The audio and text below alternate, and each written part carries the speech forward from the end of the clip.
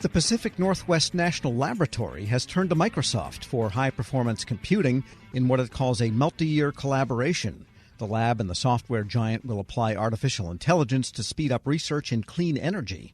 Here with the details, PNNL Associate Director and its Chief Digital Officer, Brian Abrahamson. Mr. Abrahamson, good to have you with us. Good morning. Thank you for having me. And that's a couple extra syllables in there that make it a tough one to do. Yes, it is. Okay.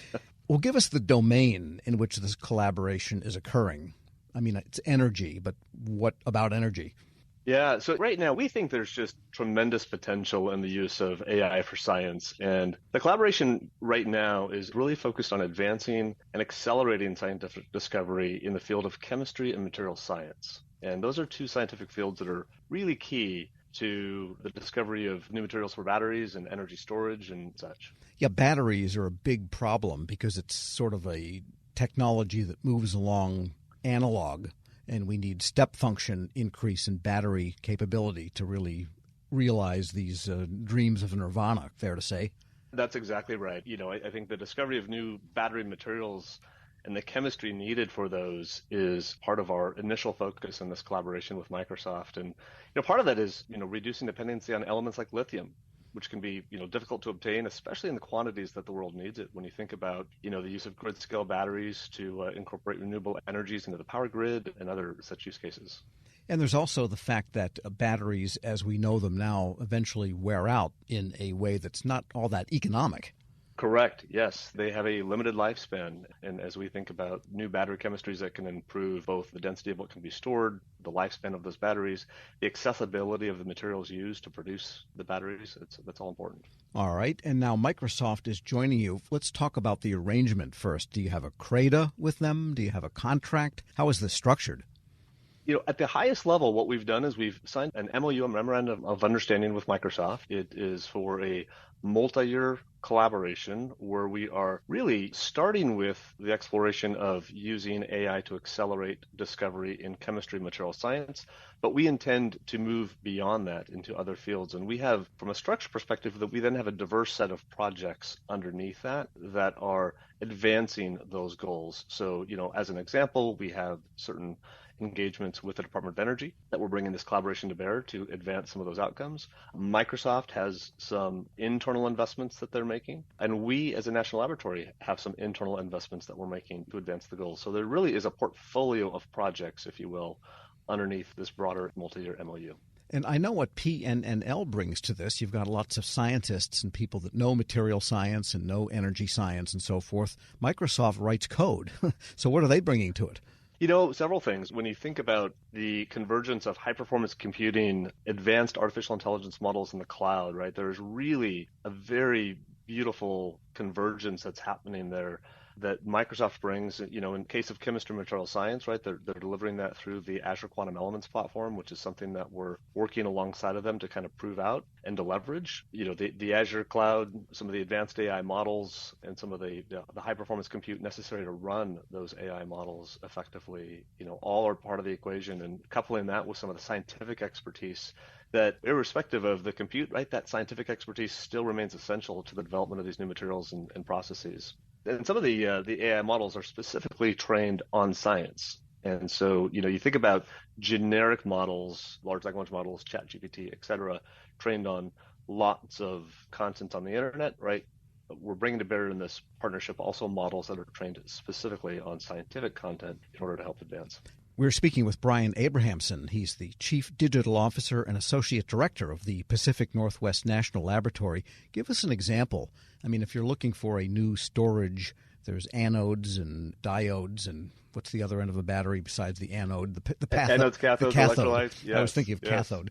And is it a matter of like modeling molecules, for example, and behaviors that you can do with a supercomputer? Give us an example of how this might work. So, traditionally, there's a lot of trial and error, kind of an Edisonian approach to the discovery of some of these new materials. And to the extent that we can transition some of that upfront work to more computational simulation, leveraging artificial intelligence to help narrow down the playing field of kind of the universe of elements and structures that can be explored. And, in this case, right, we went from 30-something million potential elements and structures to be evaluated, the artificial intelligence helped narrow that playing field significantly to several dozen that we could then use some of our human expertise to then evaluate and then start to synthesize candidate materials in laboratory. So it literally is just an acceleration of what otherwise is a laborious process. Yes, because if you had, say, 30 million potential structures, and I'm presuming you mean molecular structures, at this level of material research is beyond, how far does this piece of steel bend, then there's no way that humans could test 30 million of them, so possibly nothing would happen if you couldn't narrow it down. Correct. You're talking decades and decades. And so this is where that simulation and simulation and leveraging computation is nothing new in this. It's the addition of some of these more advanced artificial intelligence models that can help to improve some of that upfront simulation and computational work. And is it also a vendor that has the computational capability in its own cloud versus the traditional way of national labs and other federal elements building bespoke supercomputers? Yeah, we think of that as it's not an either or, it's an and. We think the role of high performance computing in its traditional capacities, we think of some of the leadership class computing facilities at the DOE play an incredibly important role in scientific discovery. In addition to that, right, we think some of the, the hyperscalers, people like Microsoft with, significant horsepower, also have a lot to offer in bringing some of those models and computing to bear. So really, it's an and for us. And for those at the lab that absolutely sure they have a structure they want to work on and develop, you might have unlimited demand, but not even this resource is not unlimited. So how do you parcel out who gets to do what? That's a big part of what this multi-year collaboration is about is one, it's testing out and creating proof points of progress with some of these new AI models, running in the cloud. But secondly, it's also about improving the accessibility of those models and those computing environments to the scientific community and finding ways to do that. That's one thing that I think a lot of scientists struggle with is sometimes with a lot of the computing that's available, there are queues. You're waiting. There's a lot of demand for those resources. And to the extent we can use the cloud to help create additional capacity for scientific research, we think there's a significant benefit in that. And will Microsoft have people on hand, for example, to say, well, here's how we can run this model, or this is the AI model that probably would give you the best answer, or something like that? Absolutely. Microsoft is bringing some deep expertise in developing some of the AI and machine learning models that have been trained on scientific literature and content, and then surfacing those through their Azure cloud. And then we're applying those to some of our domain-specific challenges, right, in chemistry and material science that we have as a national laboratory in terms of our goals and our mission around, a clean energy future. And is Microsoft getting money for this? Are they getting the intellectual property? I mean, there's an exchange of funds, fair to say? Yeah, I think for both organizations, clearly Microsoft has commercial interests in licensing technology to help do this work. This collaboration is really about applying some of those technologies to our mission and iterating on that together as we move it forward. And to the extent we can accelerate kind of our mission outcomes and help create a tool and a capability that can be used by the broader scientific community, we think there's a win-win there. So ultimately, this could feed your technology transfer process.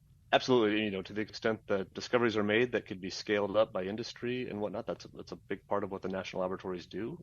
We don't always bring things to industry scale, right? We do that technology transfer to let others do that. And by the way, is one area, getting back to the research itself, batteries that are power dense but not weight dense? Because from what I've seen, electric cars and these pickup trucks coming, some of them would collapse your garage floor. And all they do is use their battery up to move their batteries around, basically, is what they're doing. Absolutely. When you think about the density of the materials, there's a lot of weight involved. And to the extent that there's opportunities to discover materials that have different characteristics that can improve upon that, right? I think the future will tell us. But, all of those things are certainly in play. Brian Abrahamson is the Chief Digital Officer and Associate Director of the Pacific Northwest National Laboratory. Thanks so much for joining me. You bet. Thanks for having us. And we'll post this interview along with a link to more information at federalnewsnetwork.com/Federal Drive. Subscribe to the Federal Drive wherever you get your podcasts.